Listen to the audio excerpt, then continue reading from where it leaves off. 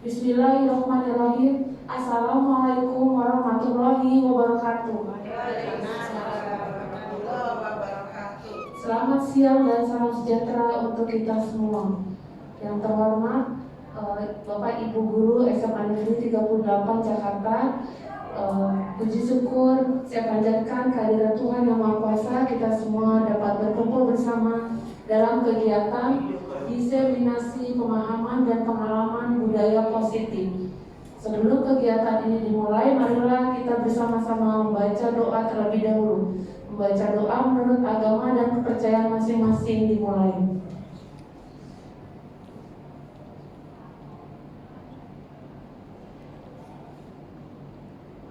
Berdoa selesai. Marilah kita mulai kegiatan diseminasi pemahaman dan pengalaman budaya positif yang akan disampaikan oleh Ibu Uripa Nur Fatimah.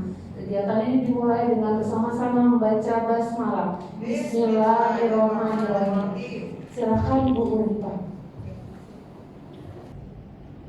Baik, terima kasih Bu Siti. Assalamualaikum warahmatullahi wabarakatuh. Selamat siang Bapak Ibu. Ya, Bapak Ibu, terima kasih sudah hadir ke ruangan ini. Mohon izin, saya di sini ditugaskan untuk melakukan pembahasan terkait materi budaya positif. Kita sama-sama belajar dan saya juga sebetulnya masih perlu banyak tahu gitu kan. Tapi semoga Bapak Ibu yang sudah hadir di sini bisa mendapat sedikit banyaknya hal yang bermanfaat untuk kita semua. Nah, Bapak Ibu, sebelum dimulai ada baiknya kita menyusun kesepakatan bersama, kesepakatan kelas atau kesepakatan bersama di ruangan ini. Kira-kira apa ya yang kita sepakati untuk kegiatan kita hari ini? Ada yang mau ngasih saran? Silahkan. Ada Bu, pulang cepat. Oke, berarti dari Pak Sulaiman boleh dicatat selesai tepat waktu gitu ya. Kemudian ada lagi terkait keseluruhan kegiatan pada siang hari ini.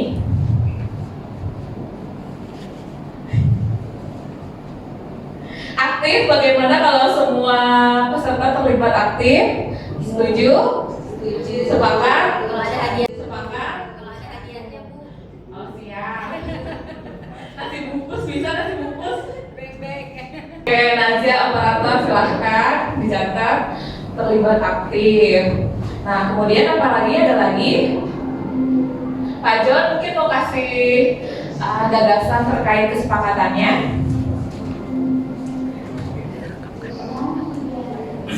Ya Pak John? Menjaga kebersihan. Baik, terima kasih Bapak Ibu. Semoga kita juga bisa menepati kesepakatan kelas tersebut. Oke, selanjutnya Nazia.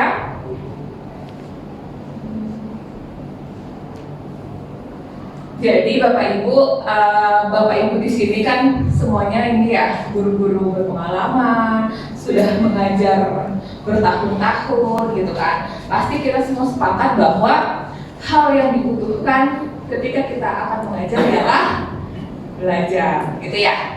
Jadi oh iya, adalah belajar. Jadi guru-guru yang masih mau mengajar, ada baiknya untuk tetap terus belajar.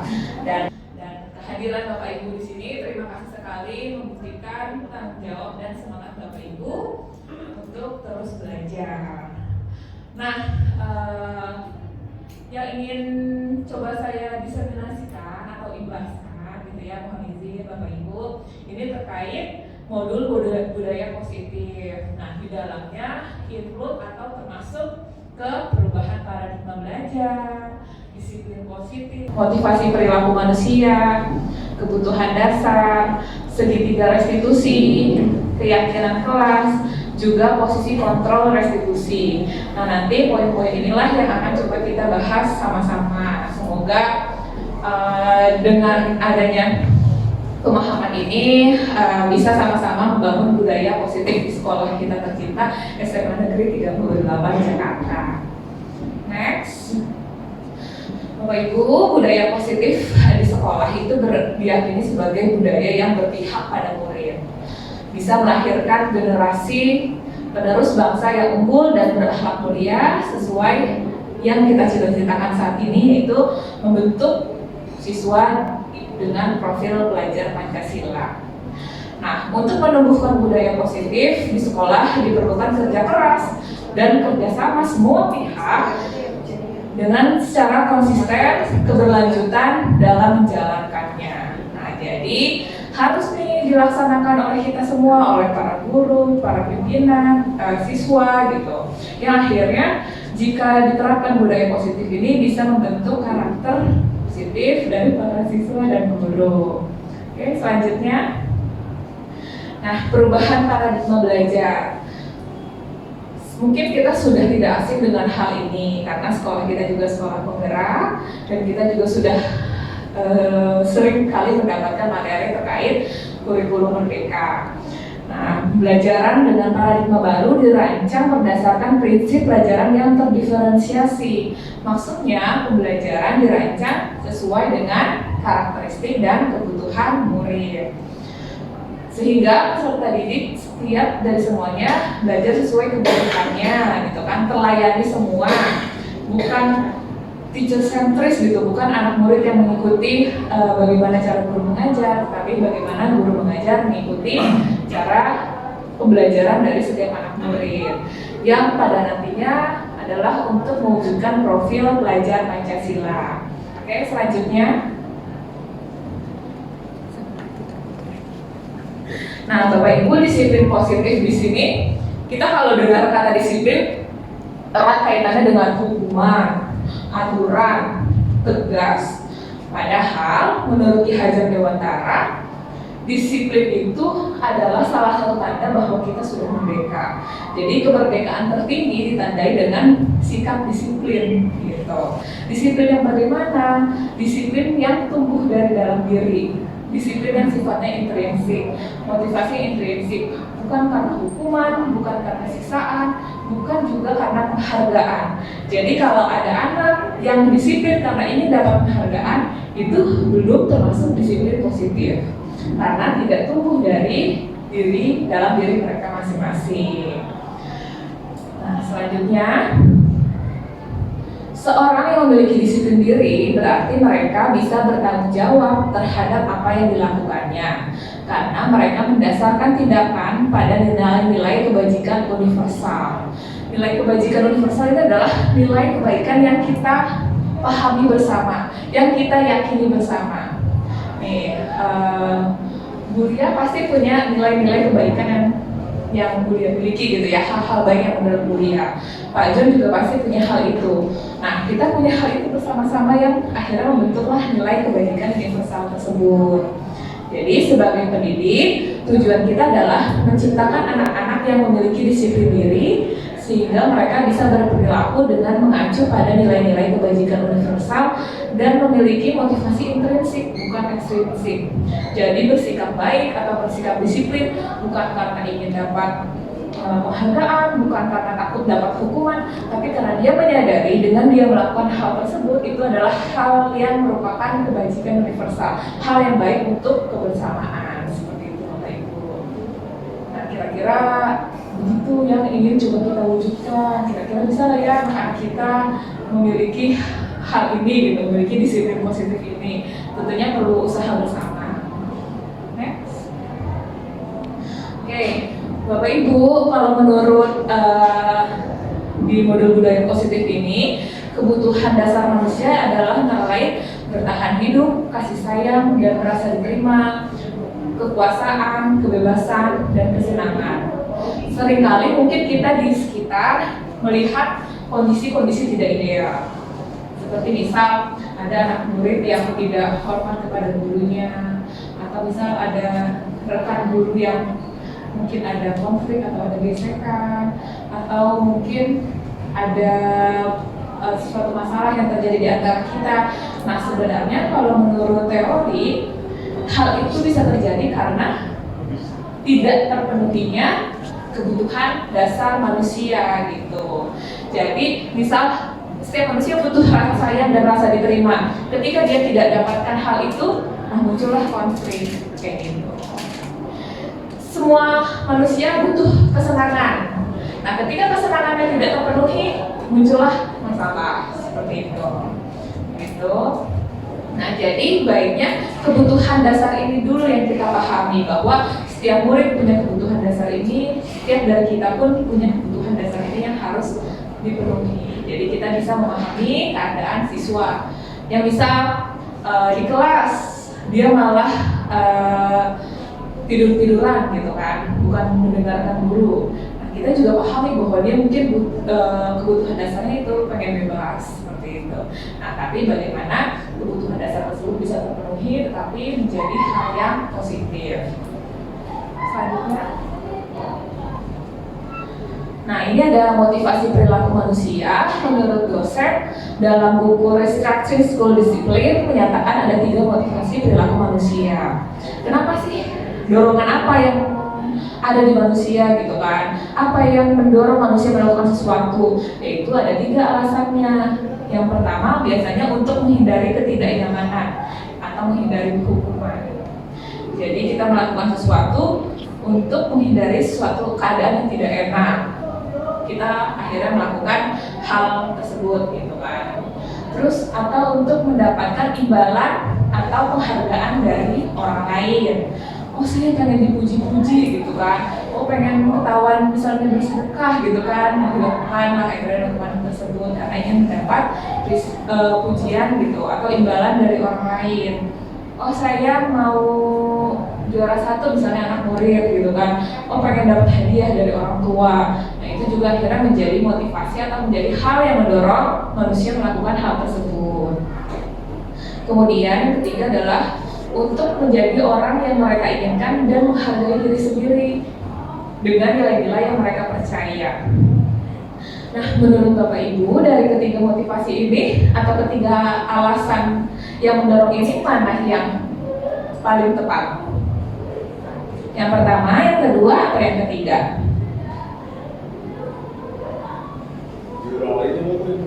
Yang pertama, motivasi seseorang melakukan sesuatu adalah untuk menghindari hukuman. Nah, betul kan? Banyak yang melakukan seperti itu ya, saya mau terlambat, aku dihukum gitu. Atau yang kedua, alasan seseorang melakukan sesuatu karena agar mendapat penghargaan atau pujian dari orang lain. Aku gak mau terlambat, biar dipuji-puji sama Pak Sulaiman gitu misalnya, gak pernah terlambat. Nah, yang ketiga alasannya adalah karena mereka menghargai dirinya dengan nilai-nilai yang mereka percaya. Iya, yang ketiga ya, walaupun sebetulnya semuanya baik, tapi yang ketiga ini lebih sifatnya intrinsik dari dalam diri. Kita melakukan sesuatu karena sadar itu baik buat diri kita, bukan karena takut dihukum atau juga karena ingin dapat imbalan. Jadi datangnya dari diri sendiri. Selanjutnya, begitu pun dengan murid, begitu. Yang pertama, yang kedua, atau yang ketiga?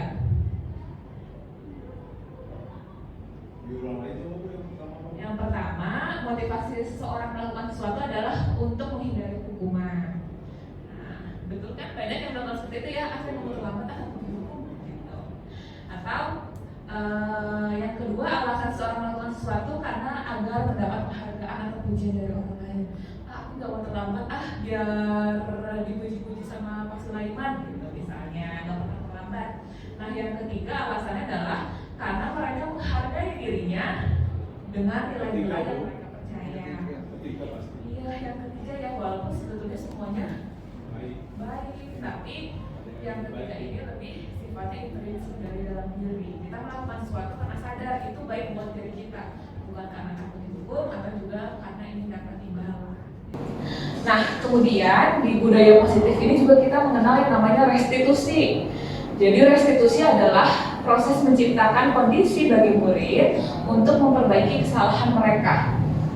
Jadi setiap ada murid yang bermasalah, kita bantu selesaikan dengan yang namanya restitusi. Sehingga mereka bisa kembali pada kelompok mereka dengan karakter yang lebih kuat. Restitusi juga merupakan proses kolaboratif yang mengajarkan murid untuk mencari solusi untuk masalah mereka dan membantu murid berpikir tentang orang seperti apa yang mereka ingin menjadi dan bagaimana mereka harus memperlakukan orang lain. Nah, jadi nanti kita sebagai guru, sebagai pendidik, ketika membantu murid dalam menyelesaikan masalah, kita manfaatkan nih restitusi ini, cara ini. Nanti selanjutnya akan ada penjelasan dan juga videonya seperti itu. Selanjutnya, nah Bapak Ibu, kita dalam menghadapi anak sebetulnya bisa memilih salah satu dari 5 ini. Sebagai pembuku, pembuat rasa bersalah, sebagai teman, sebagai pemantau, sebagai manajer. Jadi sebetulnya dalam melakukan restitusi kita bisa ada di salah satu dari 5 ini. Nanti akan dijelaskan masing-masing dari kelimanya. Nanti mungkin bisa saling berefleksi diri, kira-kira biasanya kita termasuk ke yang mana? Termasuk penghukumkah, pembuat rasa bersalahkah, termasuk temankah, pemantaukah, atau justru sebagai manajer. Nah, contoh penerapan dari 5 posisi kontrol tadi. Contoh ada kasus murid datang terlambat ke sekolah. Jika kita sebagai guru mengambil posisi kontrol sebagai penghukum, respon kita terlambat lagi, pasti terlambat lagi, selalu datang terlambat.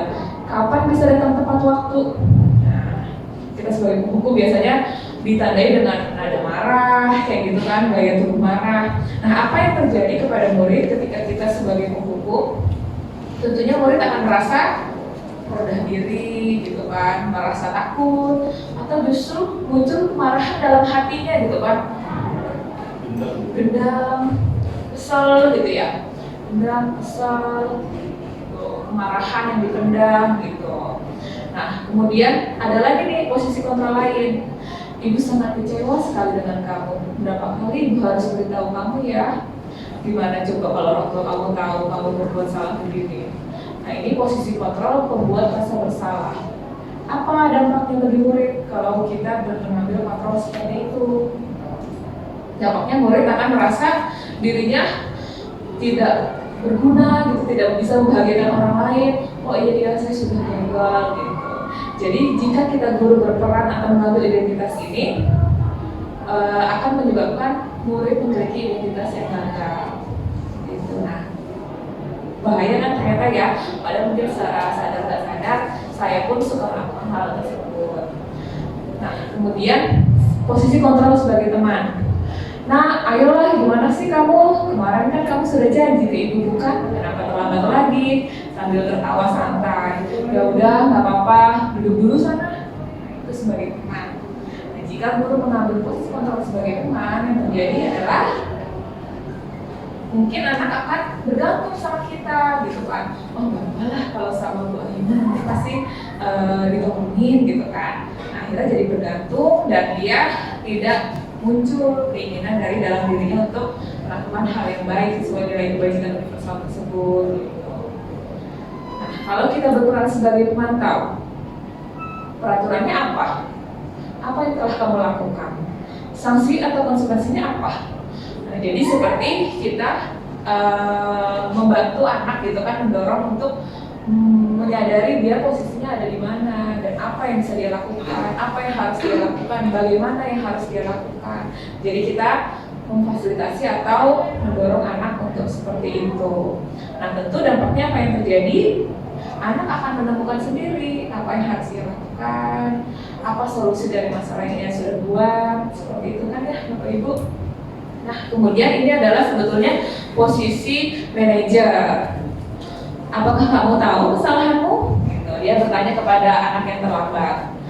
Bagaimana kamu akan memperbaiki kesalahanmu ini? Nah, jadi ini adalah sebetulnya posisi yang paling tinggi atau yang paling baik. Kayak gitu. Jadi anak bisa menemukan sendiri solusi apa yang tepat untuk masalahnya. Nah, dengan begitu anak bisa tercipta identitas atau posisi yang merasa mereka adalah pribadi yang berhasil. Begitu Bapak Ibu.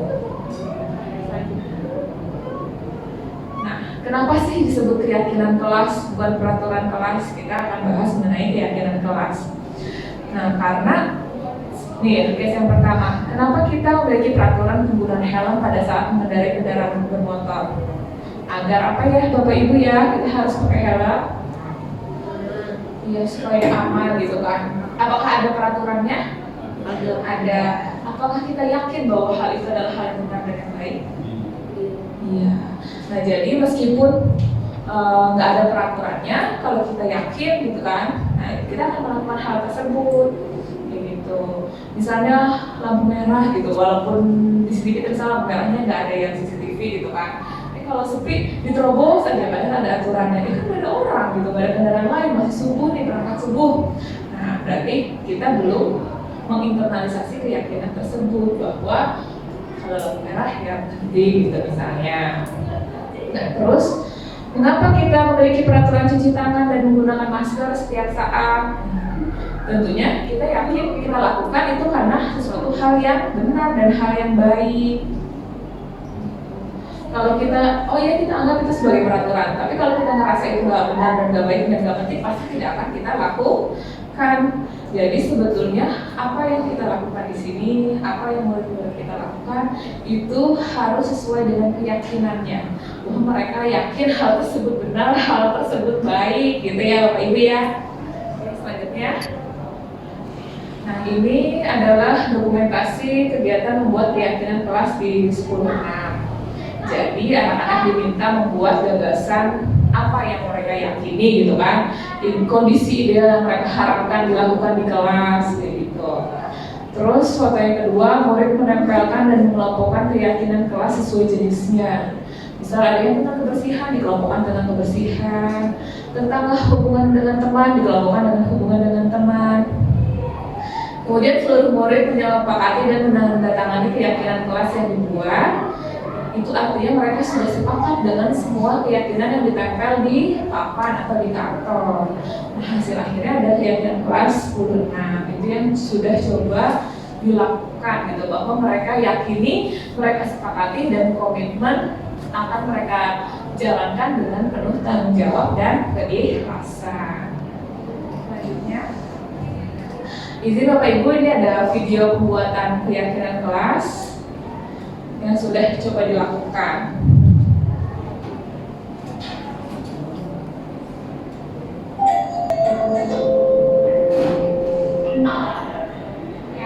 Assalamualaikum warahmatullahi wabarakatuh. Selamat siang, Purna.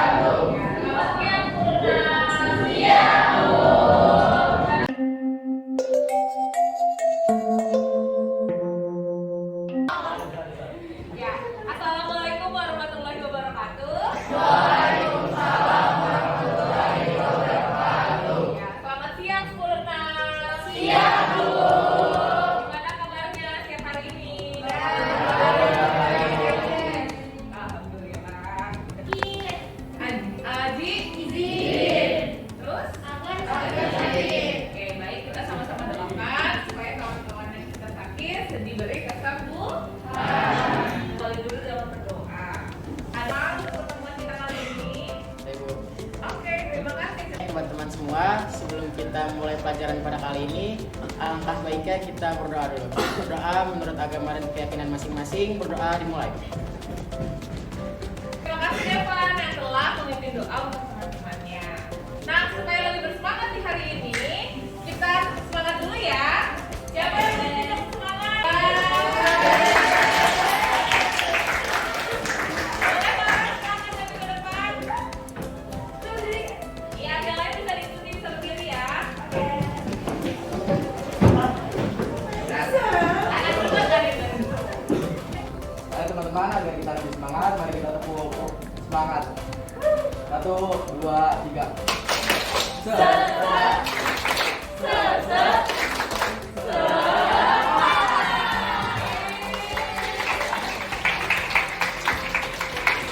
Terima kasih Farel sudah memimpin tepuk semangat di depan. Kita beri tepuk tangan. Baik anak-anak, mungkin tadi ada yang bertanya-tanya kenapa ibu datang hari ini membawa karton. Tadi ibu bawa masuk. Jadi hari ini kita akan membuat keyakinan kelas. Nah, apa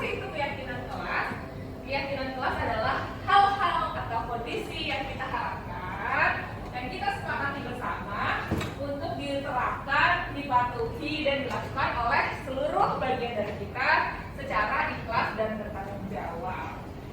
Nah, kalau di sekolah kita ada tata tertib kan ya? Ada.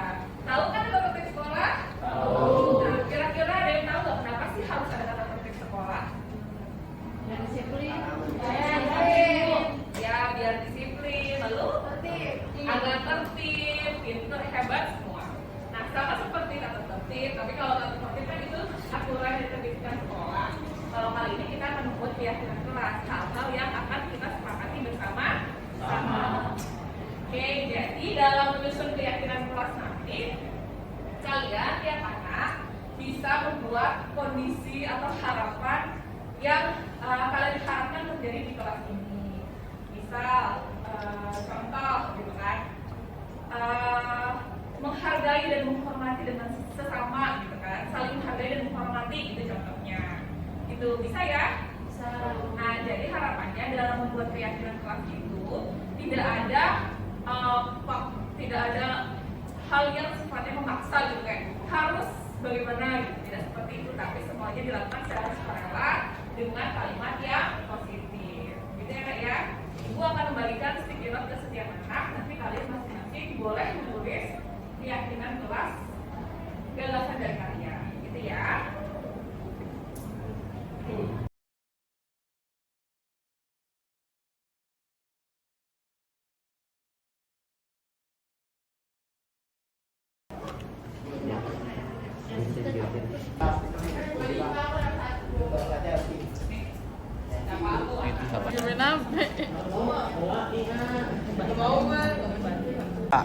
Oke, baik anak-anak, kalian sudah menuliskan gagasan masing-masing untuk keyakinan kelas kita. Nah, nanti akan kita review satu-satu dan kita sepakati mana yang akan menjadi keyakinan kelas, mana yang tidak. Gitu ya, Nak ya? Nah, sebelum ditampilkan di depan keyakinan kelas 10 Ibu coba siapa yang mau duluan nih menyampaikan gagasannya terkait keyakinan kelas kita? Ya, Nadia silahkan. Iya. Saling membantu sesama teman baik dalam belajar maupun urusan lainnya. Oke, saling membantu sesama teman dalam urusan belajar dan urusan lain. Gimana yang lain sepakat? Oke, bagus Nadia. Silahkan nempel depan Nak. Nah, selanjutnya ada lagi. Oke, Melody silahkan. Terima kasih. Membuang sampah pada tempatnya atau menjaga kebersihan kelas. Menjaga kebersihan kelas. Sepakat anak-anak? Oke, terima kasih Melody. Silahkan ditempel. Ada lagi Nak? Oke. Sudah. Aktif berkontribusi dalam setiap diskusi kelompok dan lebih leluasa dalam menyampaikan pendapat. Aktif dalam berdiskusi kelompok dan Lebih leluasa menyampaikan pendapat. Wah, baik sekali ya, positif ya. Itu melatih keterbukaan kalian. Yang lain gimana? Sepakat? Sepakat. Oke, silakan ditempel Nak.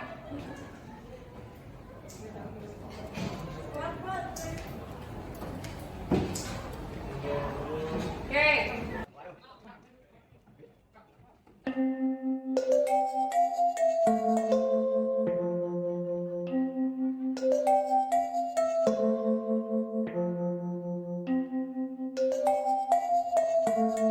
Menghormati satu sama lain, disiplin masuk kelas, rajin melakukan piket kelas, ya?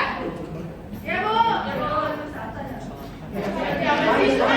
Lebih kompak lagi dan bertanggung jawab, ya. Sekarang semua ada tangannya di depan, ada tangannya di bawah. Ya, bebas.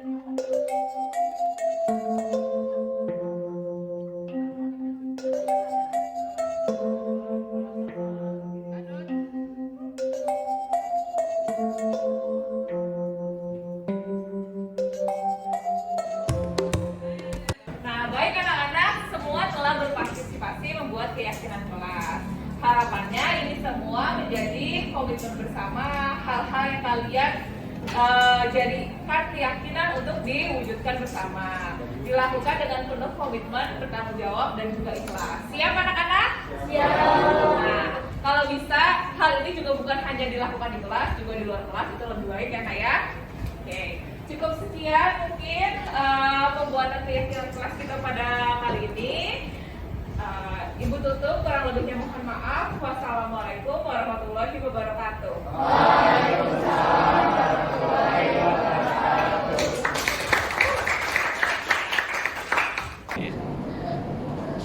Baik, terima kasih Nazia yang sudah membantu menampilkan.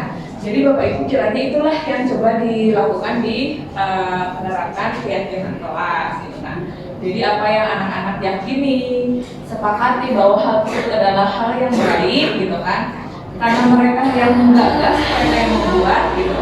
Jadi mereka sendiri yang harusnya menyepakati dan menjalankan dengan penuh tanggung jawab dan keikhlasan. Oke, baik. Selanjutnya ada iklan.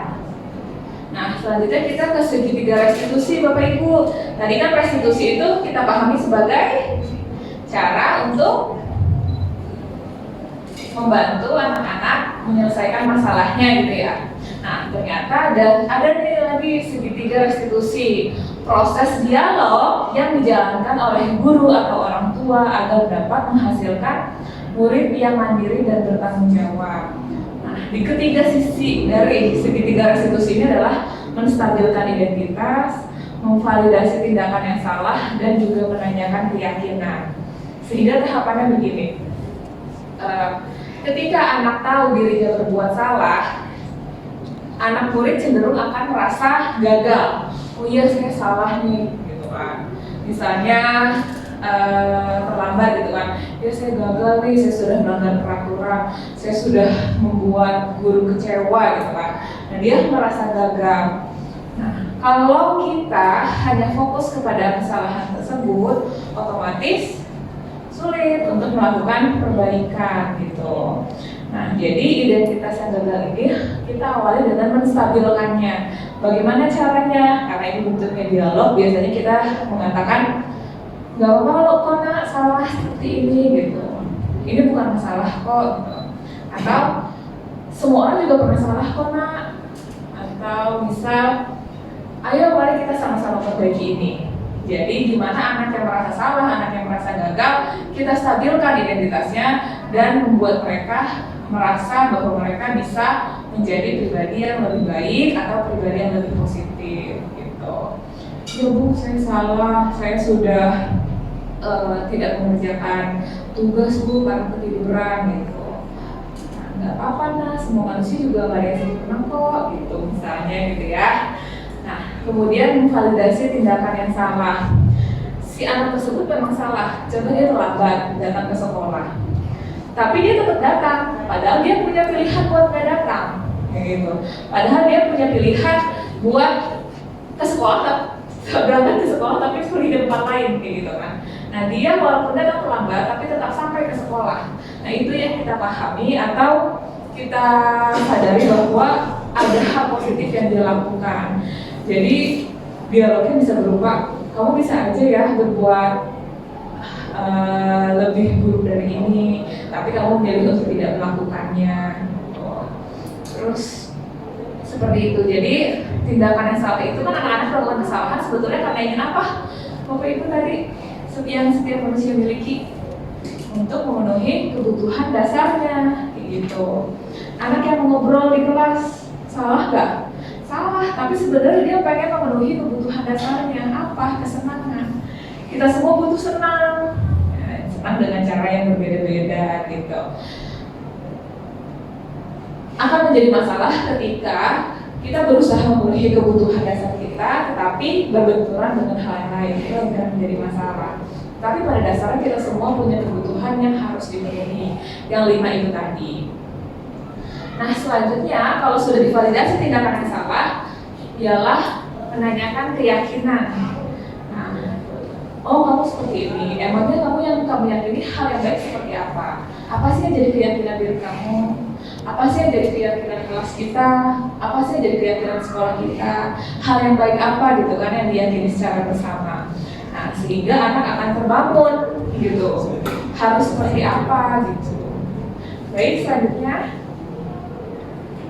Nah, ini segitiga restitusi menerapkan peran kontrol manajer. Jadi dari 5 peran kontrol tadi ada apa saja Bapak Ibu? penghukum, kemudian membuat rasa bersalah, ada sebagai pemantau, manajer gitu ya. Jadi segitiga restitusi ini dilakukan dengan peran kontrol manajer dalam menyelesaikan permasalahan murid di lingkungan kelas dan sekolah. Tahapannya tadi menstabilkan identitas, memvalidasi tindakan yang salah, dan menanyakan keyakinan. Nah, mungkin berikutnya ada sedikit video terkait penerapan segitiga restitusi.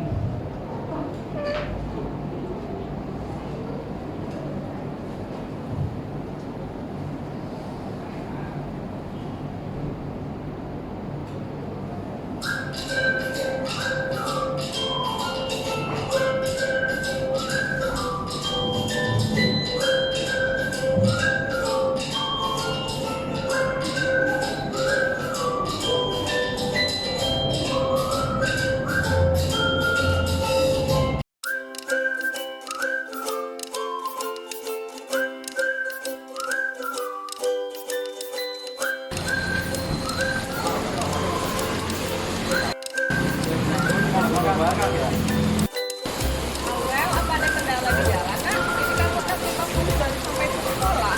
Ya Bu, saya bangun tadi bangun jam 5. Bu, orang? Ya Bu. Nah, Ibu lihat bulan ini kamu sudah 2 kali terlambat ya? Iya Bu, semalam ini saya nggak ada mengerjakan tugas Bu. Baru tidur jam 2 Bu. Jadi itu penyebabnya kamu jadi bangun terlambat. Menurutmu terlambat itu perbuatan yang benar atau salah sih nak? Sudah salah sih Bu. Memang Aurel, manusia itu tidak luput dari kesalahan. Kalau kita selalu benar, ya mungkin itu malaikat yang selalu benar. Sebaliknya, kita juga bukan setan yang selalu salah. Kita manusia, terkadang benar, terkadang salah. Iya Bu, saya minta maaf. Tidak apa-apa, kita pasti bisa menyelesaikan ini. Nah, Aurel, tadi kamu bilang kamu bangun kesiangan karena tidur yang semalaman ya mengerjakan tugas. Iya Bu. Sebetulnya ini hal yang baik ya. Ibu bersyukur karena ini menandakan kamu sebagai murid yang bertanggung jawab terhadap tugas-tugasmu. Kamu juga tetap semangat datang ke sekolah. Padahal bisa aja kamu gak jadi berangkat ke sekolah karena sudah terlanjur bangun kesiangan. Nah, artinya kamu punya banyak nilai baik pada dirimu, Aurel. Dan kamu patut berbangga diri akan hal itu. Iya Bu.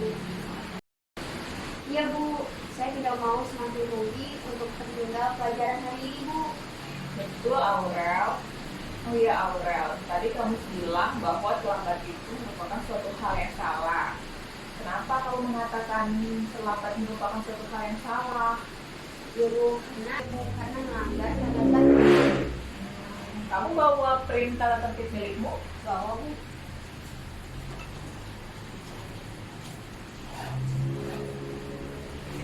Ibu.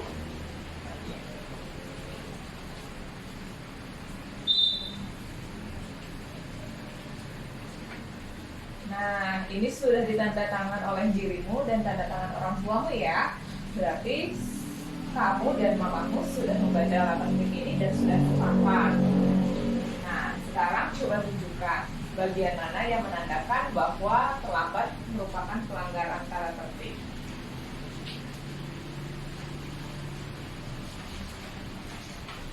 Ini Bu, Coba dibaca. waktu masuk sekolah jam 6.30 waktu Indonesia Barat. Peserta didik yang terlambat hadir tidak diperkenankan masuk karena dengan izin guru piket dengan ketentuan. A. Peserta didik diantar langsung oleh orang tua atau wali muridnya. Nah, cukup sampai situ, Aurel. Nah, ya betul di bagian ini ya, Nak ya. Sekarang, mari kita bicara tentang keyakinan kelas dan keyakinan sekolah kita terkait hal ini. Apa yang kita percaya? Datang tepat waktu di sekolah dan juga jam pelajaran di kelas Bu. Aurel ingat dengan baik ya dengan keyakinan kelas tersebut. Nah, apa yang akan terjadi jika kita datang terlambat, Aurel? Saya akan ketinggalan pelajaran di pagi hari dan akan terbiasa tidak disiplin, Bu. Betul, Aurel. Nah, apakah kamu ingin menjadi pribadi yang seperti itu? Tidak, Bu. Lalu, kamu ingin menjadi pribadi yang seperti apa? Pribadi yang sukses, disiplin, dan berhasil, Bu. Baik sekali. Nah, kira-kira apa ya yang bisa dilakukan supaya kejadian ini tidak berulang? Sebaiknya saya tidur tepat waktu dan memasang alarm berlapis-lapis, Bu. Hah? Maksudnya? 5, lewat 10, jam 5, lewat 20, jam 5, lewat 30, dan seterusnya biar saya bangun, Bu. Wah, bagus sekali strateginya. Kira-kira ada usaha lain nggak ya? Saya akan memanage waktu dengan baik, Bu. Betul sekali. Sebetulnya apa yang kamu rancang ini sudah baik ya, Aurel. Kira-kira dalam pelaksanaan nanti bakal ada kendala nggak ya? Insya Allah tidak, Bu. Oke. Baik, Aurel. Ibu tunggu perubahan baik kamu. Semangat ya, Aurel. Iya, Bu. Terima kasih, Bu. Nggak apa-apa. Ya udah, sekarang boleh langsung kembali ke kelas aja ya. Terima kasih, Bu. Ya, sama-sama. Sebagai murid, ketika melakukan kesalahan, saya tidak merasa dihakimi atau takut dimarahi, tapi juga tidak dibiarkan ataupun tidak dipedulikan begitu saja. Saya merasa keadaan saya dipahami meski melakukan pelanggaran dan diarahkan untuk mencari solusi untuk perbaikan ke depannya.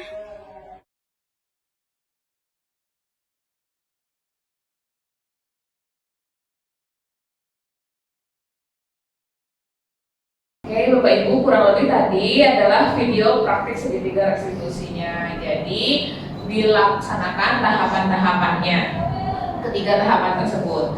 Kemudian ini yang terakhir,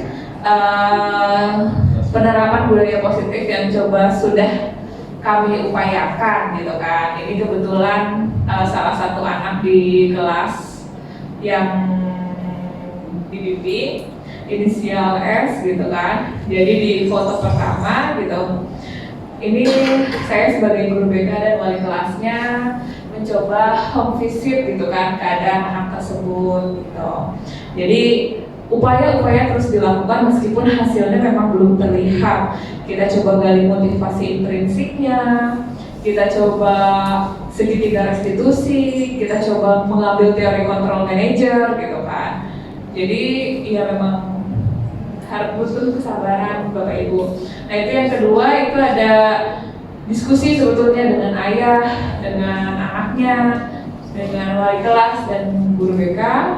Terus foto ketiga itu ada komunikasi yang dijalan dengan orang tua, tetap menyemangati gitu kan. Walaupun terkadang orang tua juga menghadapi anak yang terlihat seperti bermasalah ini terkadang menyerah, tapi kita juga sama-sama saling menyemangati.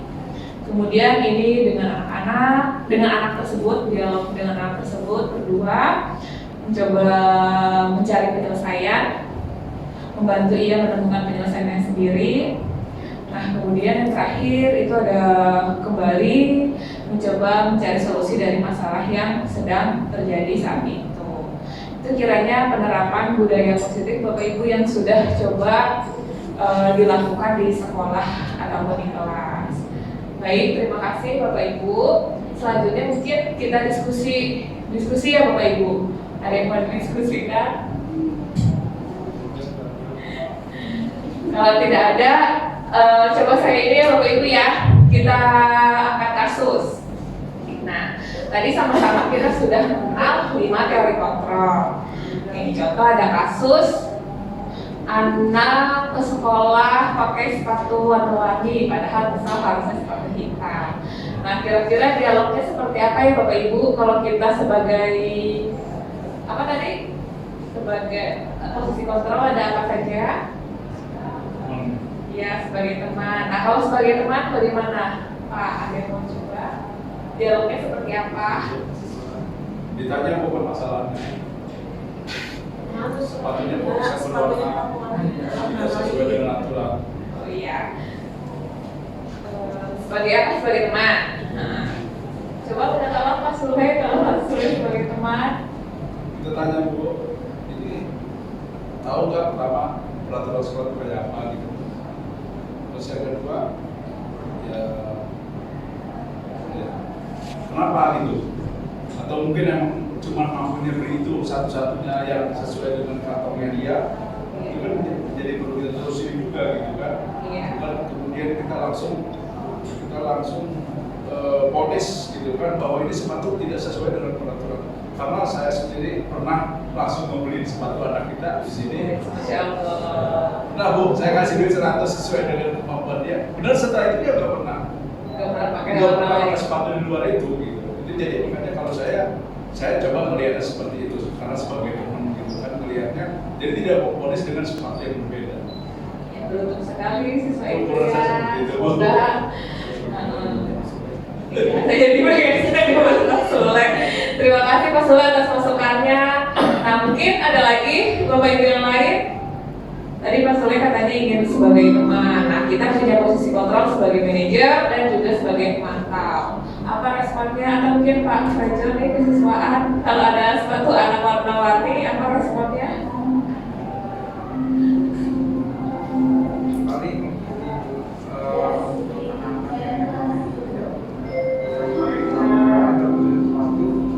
paling kita menanyakan dulu sih sebenarnya keadaan dia seperti apa, kenapa dia memakai sepatu di luar dari tata tertib yang sudah dilakukan. Sama seperti tadi Mas Wede, kita tidak menjudge atau menghukum dia secara langsung, paling kita menanyakan, mengarahkan dia sebenarnya seperti itu. Ya menunjuk dia baik bisa berubah sikapnya untuk cara berpakainya. Responnya atau mungkin Pak Fajar nih kesiswaan kalau ada suatu anak warna-warni, apa responnya? Paling ini untuk anak-anak yang memang tidak memakai aturan atau sepatu, paling kita menanyakan dulu sih sebenarnya keadaan dia seperti apa, kenapa dia memakai sepatu di luar dari tata tertib yang sudah dilakukan. Nah, seperti itu. Sama seperti tadi Mas Wede, kita tidak menjudge atau menghukum dia secara langsung, paling kita menanyakan, mengarahkan dia sebenarnya seperti itu. Ya menuju dia baik untuk bisa merubah sikapnya untuk merubah cara berpakainya. Dan tidak lupa bahwa kita menanyakan keyakinan anak tersebut memang harusnya seperti apa, baiknya seperti apa, solusinya seperti apa. Terima kasih Pak Fajar yang telah berbagi pendapat. Mungkin itu dan tidak lupa bahwa kita menanyakan keyakinan anak tersebut memang harusnya seperti apa, baiknya seperti apa, solusinya seperti apa. Terima kasih Pak Fajar yang telah berbagi pendapat. Mungkin itu Bapak Ibu semua ya. Harapannya semoga dengan apa yang sudah ditanyakan tadi di depan sedikit banyaknya bisa membantu kita semua untuk mewujudkan budaya positif di sekolah kita, membentuk karakter positif guru dan anak-anak semua keluarga sekolah kita. Nah, mungkin itu yang bisa saya bagikan di kesempatan kali ini. Terima kasih atas kehadiran dan kesetiaannya berada di sini bersamai. Mohon maaf kalau ada salah-salah kata atau perbuatan dan ucapan. Wassalamualaikum warahmatullahi wabarakatuh. Saya kembalikan ke MC.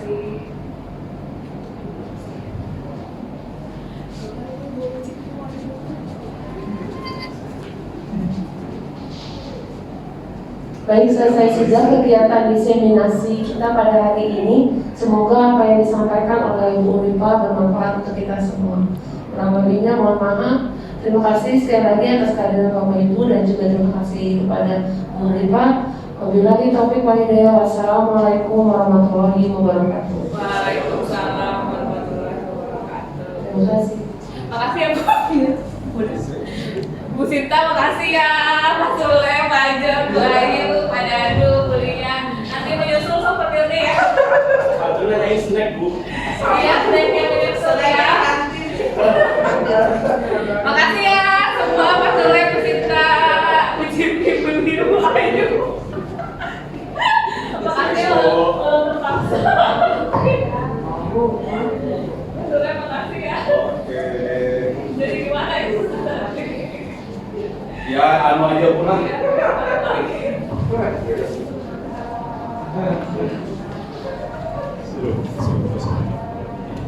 Mas Sule. Pak Jan, makasih. Siap. Pak Dadu, makasih.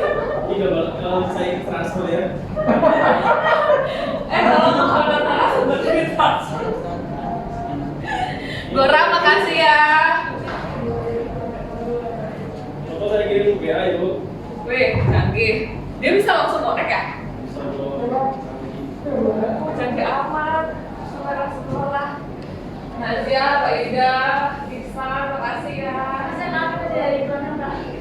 Iya,